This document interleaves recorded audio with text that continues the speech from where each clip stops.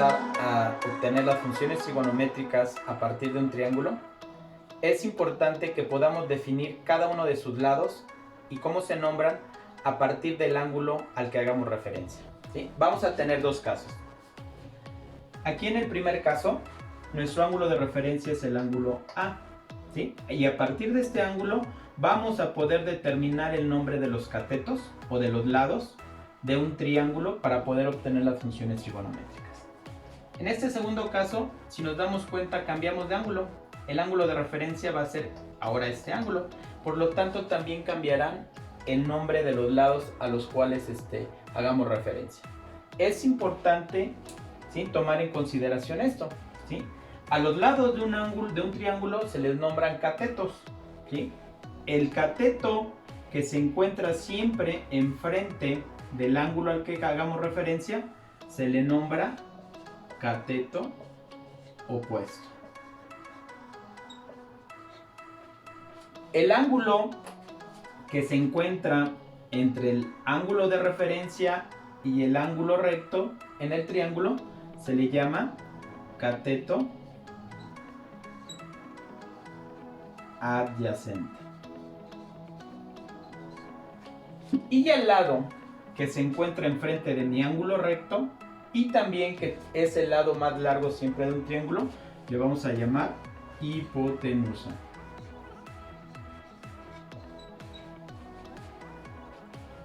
A partir del ángulo de referencia A, de esta forma se nombran a los lados del triángulo.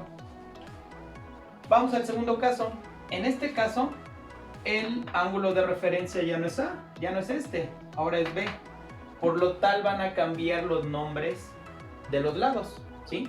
Siempre vamos a tomar en consideración el ángulo de referencia. En este caso, el cateto opuesto, recordemos que es el que se encuentra siempre enfrente de mi ángulo de referencia. Entonces, como aquí ahora estamos tomando el ángulo B, ahora este va a ser mi cateto opuesto. Y el lado comprendido entre el ángulo de referencia y el ángulo recto de mi triángulo es el cateto adyacente. ¿Sí? Y de igual forma, el lado que se encuentra enfrente de mi ángulo recto, que es el lado más largo del triángulo, se le llama hipotenusa. Estos lados los podemos abreviar, por ejemplo, el cateto opuesto como CO, cateto adyacente como CA, hipotenusa como H, ¿sí? Aquí de igual forma, cateto opuesto, cateto adyacente e hipotenusa, ¿sí? Si nos damos cuenta, cambiaron de lugar los lados de acuerdo al ángulo al que tengamos que hacer referencia. Es muy importante tomar en consideración esto para poder determinar las funciones trigonométricas en los problemas y a partir del triángulo que se forma. Bueno, continuamos con los siguientes videos. Quédense.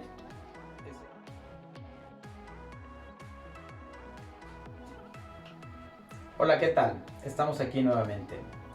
En el video anterior observamos cómo nombrar a los lados de un triángulo a partir de un ángulo de referencia.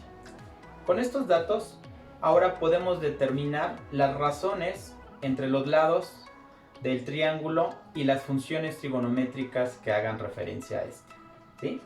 Vamos a ver. Aquí tenemos un triángulo, ¿sí? Y tenemos el ángulo de referencia A. Como habíamos comentado en el video anterior, el lado del triángulo que se encuentra enfrente de mi ángulo de referencia se llama cateto opuesto. Lo vamos a nombrar como CO. El lado comprendido entre el ángulo de referencia y el ángulo recto lo vamos a llamar cateto adyacente, CA.